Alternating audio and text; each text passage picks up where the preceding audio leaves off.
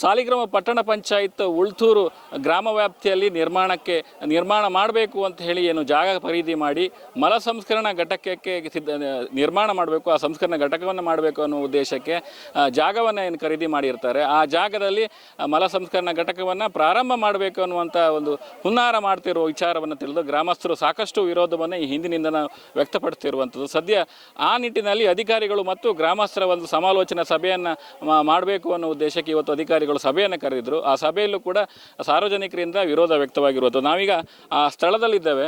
ಸುಮಾರು 2 ಎಕರೆ 16 ಸೆಂಟ್ಸ್ ವ್ಯಾಪ್ತಿಯಲ್ಲಿ ಈ ಪ್ರದೇಶವನ್ನು ಪರಿಚಯ ಇದೆ ಅಂತ ಹೇಳ್ಬೋದು.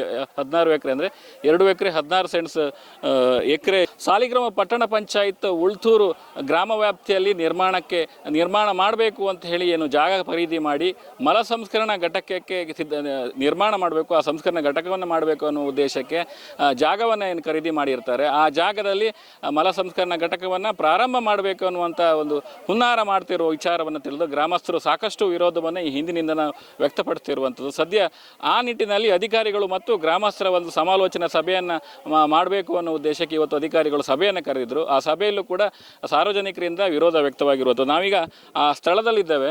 ಸುಮಾರು 2 ಎಕರೆ 16 ಸೆಂಟ್ಸ್ ವ್ಯಾಪ್ತಿಯಲ್ಲಿ ಈ ಪ್ರದೇಶವನ್ನು ಪರಿಚಯ ಇದೆ ಅಂತ ಹೇಳ್ಬೋದು. 16 ಎಕರೆ ಅಂದರೆ 2 ಎಕರೆ 16 ಸೆಂಟ್ಸ್ ಎಕರೆ ಜಾಗ ಇರುವಂಥದ್ದು. ಈ ಜಾಗದಲ್ಲಿ ಅಂತ ಹೇಳಿದ್ರೆ ಈ ಮಲ ಸಂಸ್ಕರಣಾ ಘಟಕವನ್ನು ಮಾಡಬೇಕು ಅನ್ನೋ ಉದ್ದೇಶಕ್ಕೆ ಅಂತ ಹೇಳಿದ್ರೆ ಪಕ್ಕದಲ್ಲಿರುವಂಥ ಈಗ ನಾವಿರುವಂಥ ಪ್ರದೇಶ ಅನ್ನುವಂಥದ್ದು ಕುಂದಾಪುರ ತಾಲೂಕು ವ್ಯಾಪ್ತಿಗೆ ಸೇರಿರುವಂಥದ್ದು. ಸಾಲಿಗ್ರಾಮ ಪಟ್ಟಣ ಪಂಚಾಯತ್ ಇರುವಂಥದ್ದು ಬ್ರಹ್ಮಾವರ ತಾಲೂಕು ವ್ಯಾಪ್ತಿಯಲ್ಲಿ ಇರುವಂಥದ್ದು. ಅಲ್ಲಿ ಸರ್ಕಾರಿ ಜಾಗದ ಕೊರತೆ ಇದೆ ಅನ್ನುವ ಹಿನ್ನೆಲೆಯಲ್ಲಿ ಈ ಹಿಂದೆ ಬೇರೆ ಉದ್ದೇಶಕ್ಕೆ ಅಂತ ಹೇಳಿದ್ರೆ ತ್ಯಾಜ್ಯ ವಿಲೇವಾರಿ ಘಟಕ ಮಾಡಬೇಕು ಅನ್ನೋ ಉದ್ದೇಶಕ್ಕೆ ಈ ಹಿಂದೆ ಇಲ್ಲಿ 2 ಎಕರೆ 16 ಸೆಂಟ್ ಜಾಗವನ್ನು ಖರೀದಿ ಮಾಡಲಾಗಿತ್ತು. ನಂತರ ಒಂದಿಷ್ಟು ಅದರಲ್ಲಿ ವಿರೋಧಗಳು ವ್ಯಕ್ತವಾಗಿದ್ದ ನಂತರ ಆ ಸ್ಥಳವನ್ನು ಹಾಗೆ ಕಾಯ್ದಿರಿಸಲಾಗಿತ್ತು.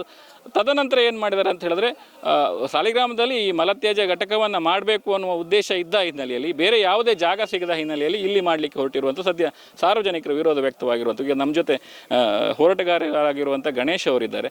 ಸರ್, ಏನು ಸಮಸ್ಯೆ, ಯಾಕೆ ಇಷ್ಟು ವಿರೋಧ ಅಂತ? ಇದು ಮಲತ್ಯಾಜ್ಯ ಘಟಕವನ್ನು ಸಾಲಿಗ್ರಾಮದವರು ನಮ್ಮ ಉಳ್ತೂರು ಗ್ರಾಮದಲ್ಲಿ ಮಾಡೋದಕ್ಕೆ ವಿರೋಧ ನಮ್ಮದು. ಯಾಕೆ ಅಂದರೆ ಅವ್ರ ಮನೆಯಲ್ಲಿ ಇರ್ತಕ್ಕಂಥ ಮಲವನ್ನು ತಂದು ನಮ್ಮನೆ ಹಿತ್ಲಿಗೆ ಹಾಕುವುದು ಸರಿಯಲ್ಲ, ಅದು ಒಂದು ನ್ಯಾಯ ಅಲ್ಲ. ಮತ್ತು ಇಲ್ಲಿ SC/ST ಮನೆ ಜಾಸ್ತಿ ಇದೆ ಹತ್ತಿರದಲ್ಲೇ.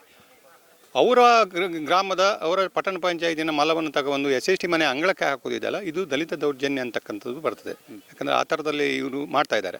ಹಾಗಾಗಿ ನಾವು ತೀವ್ರತರದ ವಿರೋಧವನ್ನು ಮಾಡ್ತಾ ಇದ್ದೇವೆ. ಮತ್ತು ಈ ಜಾಗ ಪಕ್ಕದಲ್ಲೇ ನೀರಿನ ಮೂಲ ಇದೆ ಮತ್ತು ಇಲ್ಲಿ ಗೋಮಾಳ ಇದೆ.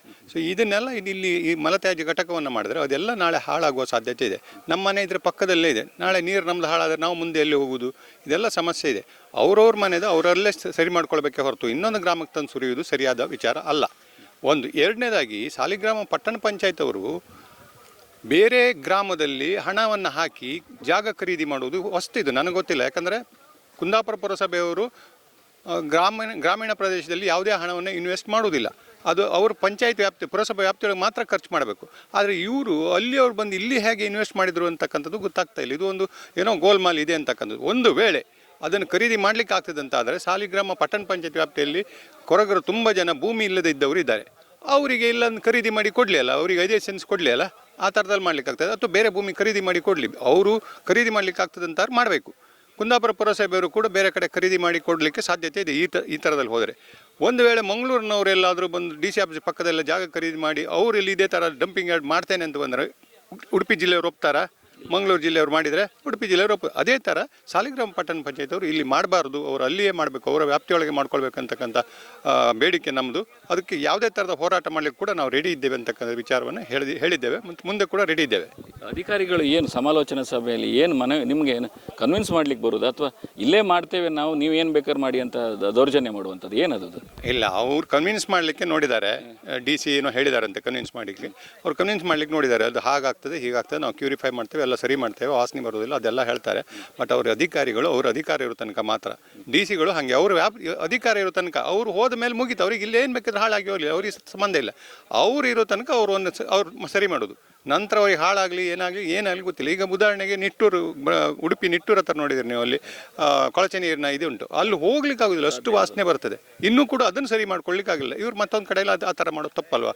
ಹಾಗಾಗಿ ಸಾಲಿಗ್ರಾಮ ಪಟ್ಟಣ ಪಂಚಾಯತ್ ವ್ಯಾಪ್ತಿಯೊಳಗೆ ಇದನ್ನು ಮಾಡಲಿ ಅಂತಕ್ಕಂಥದ್ದು ನಮ್ಮ ಒತ್ತಾಯ ಸರ್. FSTP ಮಾಡಲಿಕ್ಕೆ ಮಾಡುವ ಉದ್ದೇಶ ಬೇರೆ ಒಳ್ಳೆಯದೇ ಇರ್ಬೋದು, ಆದರೂ ಕೂಡ ಈ ಸಾರ್ವಜನಿಕರಿಗೆ ಸಮಸ್ಯೆ ಆಗುವಂಥದ್ದು ಮತ್ತು ಸಾರ್ವಜನಿಕರು ಮನೆಗಳು ಸಾಕಷ್ಟು ಇರುವ ಸ್ಥಳದಲ್ಲಿ, ಅದರಲ್ಲೂ ಒಂದು ತಾಲೂಕಿನಿಂದ ಮತ್ತೊಂದು ತಾಲೂಕಿಗೆ ಬಂದು ಇಲ್ಲಿ ಜಾಗವನ್ನು ಖರೀದಿ ಮಾಡಿ ಸಾರ್ವಜನಿಕರಿಗೆ ಸಮಸ್ಯೆ ಮಾಡುವ ರೀತಿಯಲ್ಲಿ FSTPಯನ್ನು ಮಾಡುವುದು ಸರಿಯಲ್ಲ. ಈ ನಿಟ್ಟಿನಲ್ಲಿ ನಾವು ಅಧಿಕಾರಿಗಳಿಗೆ ಮನವೊಲಿಸುವಂಥ ಕೆಲಸವನ್ನು ಮಾಡಿದ್ದೇವೆ. ಮುಂದೆ ಈ ನಿಟ್ಟಿನಲ್ಲಿ ಉಗ್ರ ಹೋರಾಟಕ್ಕೂ ನಾವು ಸಿದ್ಧವಿದ್ದೇವೆ ಅನ್ನುವಂಥ ಹೇಳಿಕೆಯನ್ನು ಅವರು ಹೇಳಿರುವಂಥದ್ದು. ಉಡುಪಿಯಿಂದ ಅಶ್ವಥಾಚಾರ್ಯ, ನ್ಯೂಸ್ ನೆಕ್ಸ್ಟ್.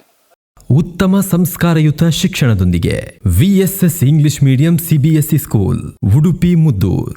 ನರ್ಸರಿಯಿಂದ 10ನೇ ತರಗತಿವರೆಗೆ ಶಿಕ್ಷಣದ ಜೊತೆಗೆ 5ರಿಂದ 10ನೇ ತರಗತಿವರೆಗಿನ ವಿದ್ಯಾರ್ಥಿನಿಯರಿಗೆ ಉತ್ತಮ ಹಾಸ್ಟೆಲ್ ಸೌಲಭ್ಯವೂ ಇದೆ.